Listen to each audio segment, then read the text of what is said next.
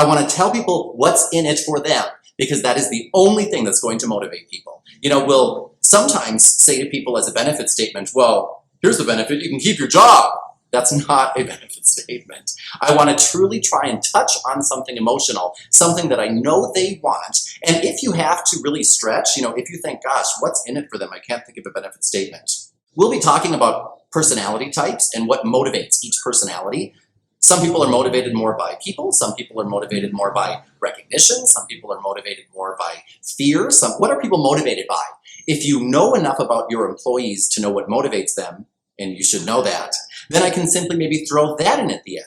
I could have said to Mary, had I thought she were, let's say, a amiable personality type or a really extroverted person, I might have said something to her such as, and that way your coworkers will see you more for the shining, stellar professional that I know you to be. Maybe I think if you are very concerned with other people's opinion of you, that's what I might throw in at the end as a motivating factor, as a benefit statement. And then I'm ready for my closing line. Can I count on you for that? So remember, it's very simple. Opening line, A, E, I, O, U. Closing line. Again, for example, Mary, I'm frustrated. Last Tuesday you came in at 9:15 and your start time is clearly scheduled at 9 o'clock. I need you to be at your desk with your ready light on, taking phone calls. By the time that clock hits 9 o'clock, that means you're on time. Or else this is going to keep coming up and prevent you from growing in this company as I know you want to do. So if you can do what I've asked you to do, I know that you will have a better chance of getting those promotions and possibly that raise that I know you have your eye on. Can I count on you to do that, Mary? That is a simple AEIOU script, and you'll notice, I'm sure it varied from the first time I said it to the last time I said it, and that's what freestyle scripting is all about. You don't need to or have to memorize all of the words that you're going to say. As long as you have a plan, a frame to help get the thoughts from your brain out of your mouth, that's what scripting can do for you. That will empower your message, and therefore, that will project more of an image of a powerful, confident communicator for you. And now I'd like to talk about our principle of the week. Communication principle of the week. Our principle of the week is, there is only one relationship. This is an important principle, and it is one of the 3 relationship principles that can magically transform any relationship. Last week we talked about another principle, that is, it is only what I am not giving that could possibly be missing from any relationship. That's one principle. The other principle, well, the second principle is, there is only one relationship. Here's what I mean by that. We tend to separate our different relationships, and some of us tend to categorize our relationships. We all do it. I believe that my relationship with my boss is different from the relationship with my children, and the relationship that I have with my children is different from the relationship that I have with a customer, and that's of course different from the relationship that I have with the guy who pumps gas at the gas station, and that's different from the relationship that I have with the cashier at the grocery store, and in truth, they're not different at all. That is all one big relationship. There's basically what you could think of as a trinity in relationships. There's a relationship that I have with everybody on the planet. That's one relationship. There's a relationship that I have with my source or the universe or God or whatever you want to call it. And there's a relationship that I have with myself. So there's the relationship I have with me, with that, and with everybody else. And the truth of the matter is that's one relationship, and they're all just one big relationship woven together. They are all interconnected on some level. Whether you believe it's on every level or not, we cannot deny that they are all interconnected on some level. For example, many times we have experienced where we'll come home from work and we'll snap at our spouse or we'll snap at our children. We'll stop and we'll come back and we'll say, I'm sorry, that had nothing to do with you at all. I had a really bad day at work and I should not have taken it out. I should not have taken it out on you. Will you forgive me? And that is a clear example of how one relationship affects another. You cannot separate relationships. You cannot do it.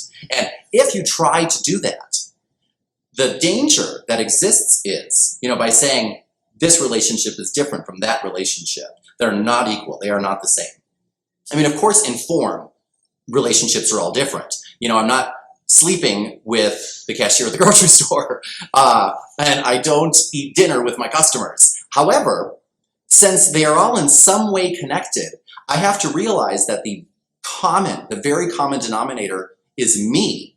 And what I want to focus on is showing up as the best of me in every one of these relationships. In our personal compass, remember that step number 1 is, who am I? I have to decide, who am I? That's step 1 in communication training, deciding, who am I? Instead of, how am I going to behave or what am I going to say? Because when I decide who I am, all of the rest of it tends to fall into place more naturally. When I can truly say, who am I? I am kind, I am caring, I am patient, I am loving, I am merciful, whatever I am. Many times what we will do is, when I ask somebody, answer the question, who are you? People will frequently say to me, well, what do you mean? Who am I at work or who am I at home? Because they're two different people. That is the challenge that we face. Because once we decide, it is irrelevant where I am or to whom I am speaking. That is not going to determine who I am in this relationship. Magical things start to magical things start to happen because, hey buddy, see, magic. Because I am no longer letting the outside world dictate to me who I am going to be, how I am going to behave, how I am going to communicate. I have to remember the simple principle that is true. What you say to me has nothing to do with me.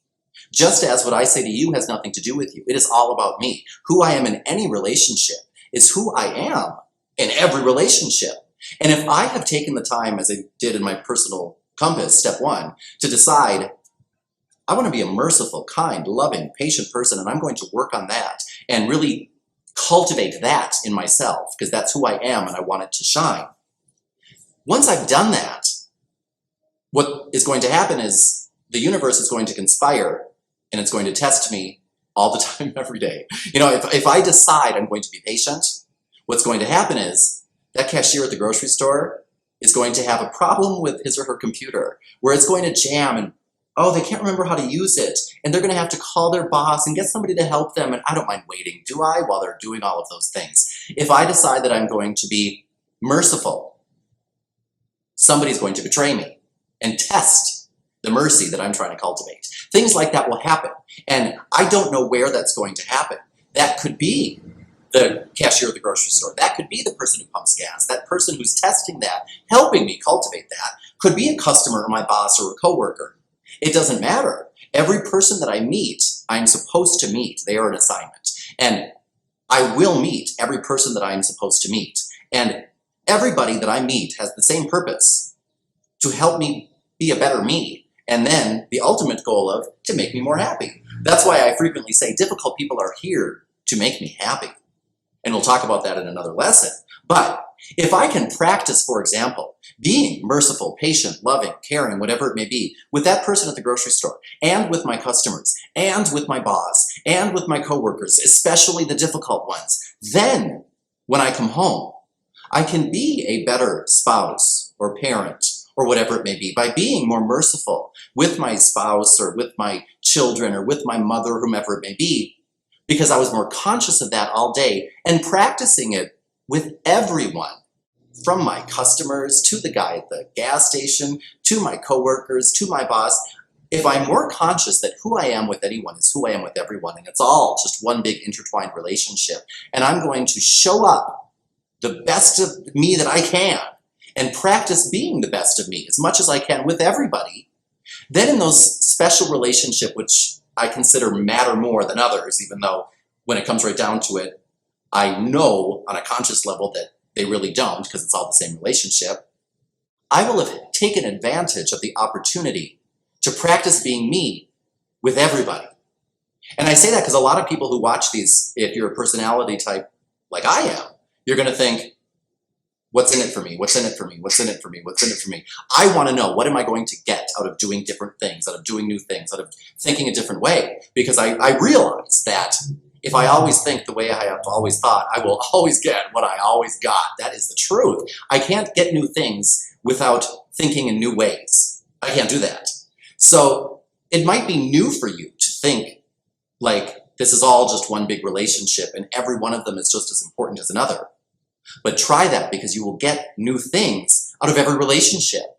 And at very least, you will get to practice being who you want to be with everybody, so that then when you come home to your spouse, when you meet that golden customer who's going to be your big break and buy that big product or service or whatever you consider those important special relationships, if you can recognize that who you are with anyone is who you are with everyone and practice being who you are with everyone, then in those moments, those slivers in time that tend to be our turning points, you will be more likely to say the right thing and do the right thing at the right time.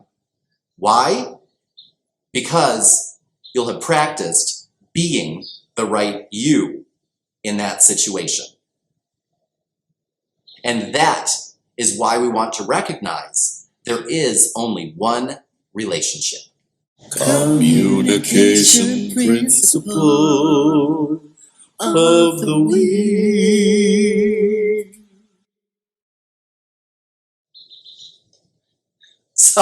So this is expert communication trainer Dan O'Connor, and Buddy is telling me it's time to quit for the day.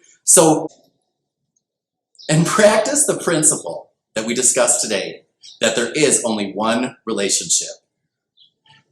These free effective communication skills training course videos brought to you by communication expert keynote speaker Dan O'Connor.